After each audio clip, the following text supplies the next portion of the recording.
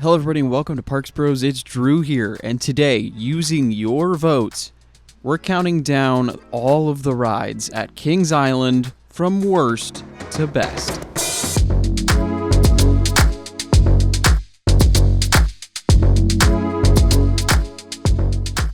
Before we get into the rankings properly, I wanted to go over how we do this, just in case you haven't seen one of the many videos in this series thus far. And just touching on that real quick, we have parks ranked by you, such as Cedar Point, Busch Gardens Tampa, Disneyland in California, and plenty more, so go check them out. But realistically, I put out a Google form and you guys give me a rating of 1 to 10, for 1 being the worst rating you could give a ride, with 10 being the best. We add all those scores together and average it out, and that's how we get all of these results. And I will say, since there is a predominant kids area at Kings Island, we're going to be splitting it into 2 sections, and that will actually be based on how the website categorizes the rides. So some of the rides might not make sense in the categories they are, but blame the website of a couple months ago. Anyway, that's enough talking. Let's get to the ranking.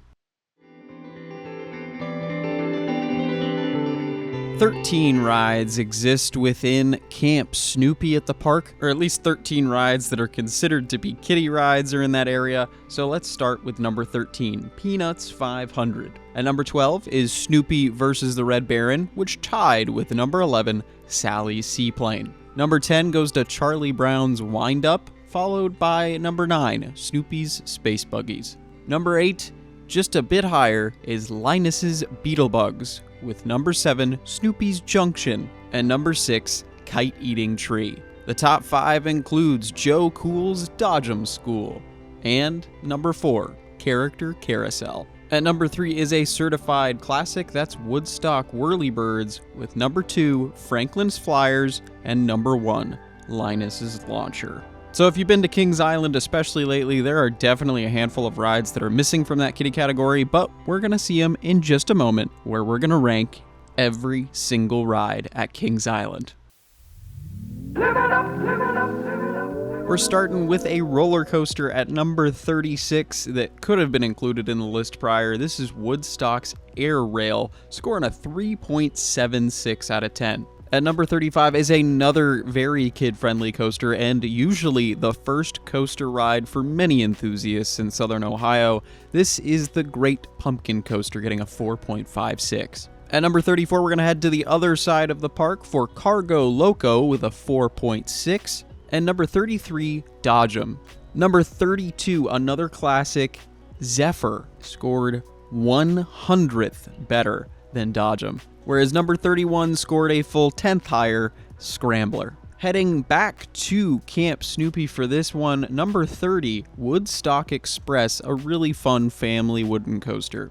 At number 29 features another classic, this is Monster, scoring a 5.2, with number 28, Shake, Rattle, and Roll, getting a 5.26. Now I'm going to talk about number 27 just a little bit longer here, and that's because number 27 is Boo Blasters on Boo Hill, which just got announced the other day to be officially changing back to the classic dark ride Phantom Theater, and that will be opening next year in 2026. Now I will say, back in 2022 they did have an amazing stage show that featured the themes of that ride, so it was only a matter of time, at least in my mind, especially with the reception that show got, that this ride would be getting a do-over. But as of now, it sits at number 27 with a 5.3 rating. Hopefully, the next time we do one of these, it'll jump a lot higher. At number 26 is Surf Dog, just scoring a couple hundredths higher than that.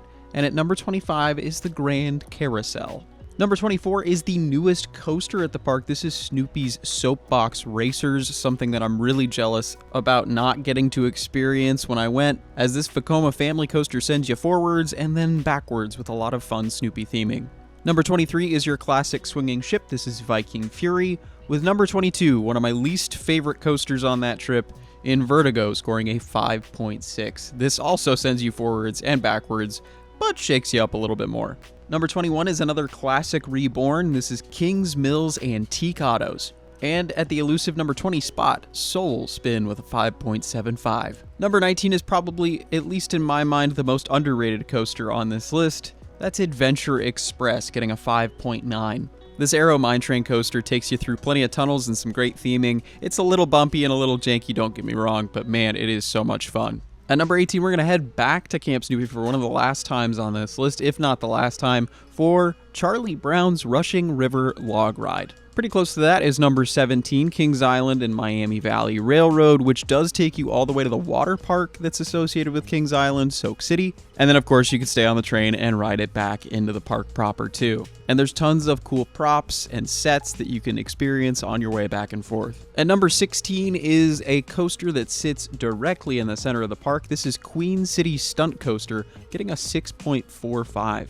Just a little bit higher is number 15, Congo Falls, the splash boat ride at the park. And number 14, another ride that's going to get you absolutely soaked, is Whitewater Canyon, their raft ride, which I gotta say is absolutely stunning, especially with the setting it's in. And number 13 is a classic wooden coaster, or I guess I should say set of wooden coasters, as this dueling ride is the Racer. At number 12, almost directly next door, is another roller coaster, as we're going to start seeing more and more of those going further into this list. This is Flight of Fear, one of the best themed rides at the park, or at least I should say themed queues, as you experience what Area 72 has to offer. Have aliens landed in Cincinnati? Well, you're going to have to experience it yourself and find out in the near pitch dark with that crazy launch. At number 11 is another classic ride. This, again, a roller coaster. This is the Bat, the Aero suspended coaster. And I gotta say, it feels like a complete adventure trying to find this ride, as it's really tucked away in the back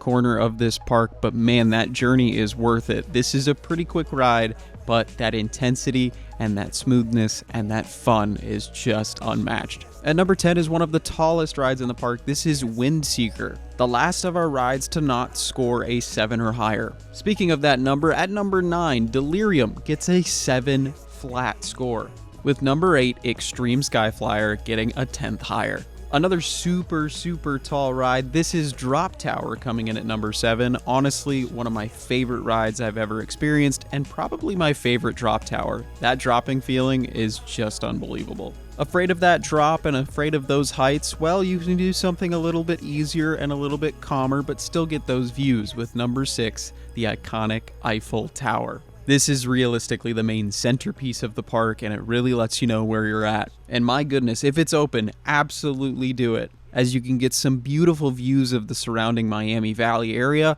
and, of course, views of those crazy coasters.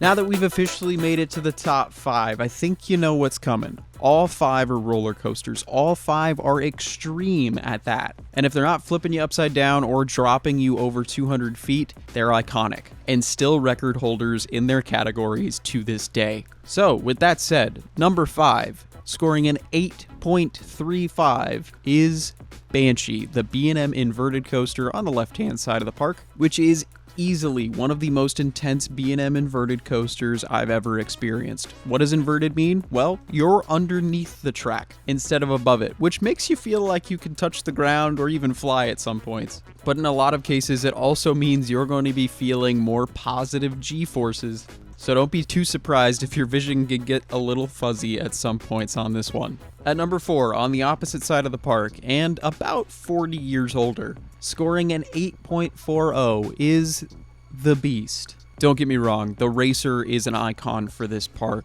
but the Beast made it legendary. This coaster to this day is still the longest wooden coaster in the world, and while during the day it might not be the most exciting roller coaster in the park, at night it feels like it flips a switch. So much so that locals end up riding this as their last ride of the night to get the most unhinged experience on this coaster. And let me tell you, when it's running quick, it feels unhinged. And that's even in comparison to some of the rides that take you upside down 7 times or drop you over 200 feet. Now, speaking of those stats, number 3 doesn't do either of those, scoring a 9.01. Mystic Timbers. The newest wooden coaster at Kings Island is a GCI masterpiece. And even though it's fairly close to the Beast in location, the only thing these two rides have in common is that they're in the woods in Ohio and they're wooden coasters. Because where the Beast has these long drawn out elements that just get more unhinged as they go on, Mystic Timbers just throws you into 5 different elements in that same amount of time. Sure, you're not going upside down, and sure, you're not dropping from crazy heights, but man, the airtime is just endless on this ride. And it's definitely deserving of a top 3 spot at this park. Speaking of which, this is the closest top 3 I've ever seen in one of these rankings, with the scores between 3rd place and 1st place being only over a 1/10 of a difference. And if you've been to Kings Island before, you know what 2 rides are left. Both made by B&M, with one being a hypercoaster, throwing you up and out of your seat over and over again, and the other, a Giga Coaster, with a 300-foot tall drop and 90-mile-an-hour speeds as you soar above the tree line. So at number 2, scoring a 9.07, is Orion. This blue B&M Giga Coaster opened up in 2020 and boasts a top height of 287 feet with a drop height of 300. And then it goes over 90 miles an hour. Now, of course, we could talk about numbers all day, but what does it feel like? It feels like you're soaring. Oh, and the positive G's can be immense at times, especially when it's running fast. Oh yeah, and then there's some crazy airtime as well. It is just a full package ride in my opinion, and it never really feels like it lets up. And while yes, a lot of these elements are very long and drawn out, the speed you're going through them usually makes it feel like it's happening in the blink of an eye. But what beat it, might you ask? Well, at number 1, scoring a 9.13 is Diamondback. This B&M Hypercoaster is definitely shorter than its newer brother. But in your guys' opinion, that doesn't really matter, as this ride does one thing extremely well, and that's airtime. After its amazing first drop of over 200 feet, you get vaulted up into the air into an airtime hill, and then another airtime hill, and then another airtime hill, and then you eventually make a turn. This ride repeats some other ride's best moment over and over and over again, leaving you floating out of your seat graciously every time. And that's without mentioning some of the cool helix moments where you're circling and getting some nice positive G's. And who could forget the finale of this ride, diving down into a pool of water that splashes up into the air due to the fins on the back of the train. It is just such a cool moment. And I totally understand why you guys voted it as the best ride at Kings Island. So there you have it. That is all the rides at Kings Island ranked by you. I very much appreciate everybody who voted in this poll, and if you haven't, make sure to go check out some of the other polls we have ongoing. Those will be linked down in the description below, as there are plenty of parks around the US and even outside the US that I haven't gotten to rank yet that I can't wait to do so. And if you're disagreeing with this ranking, it's even more important to make your voices heard in the polls in the description, because one vote legitimately would have changed the top 3. And that can happen with plenty of the other parks we're currently trying to get votes for. With that all said, thank you all so much for watching. I really do appreciate it. And if you want to see more of these parks ranked by you videos, make sure to subscribe, because we're going to have more of these and plenty of other videos coming very soon. But with that all said, we'll see you on the next ride.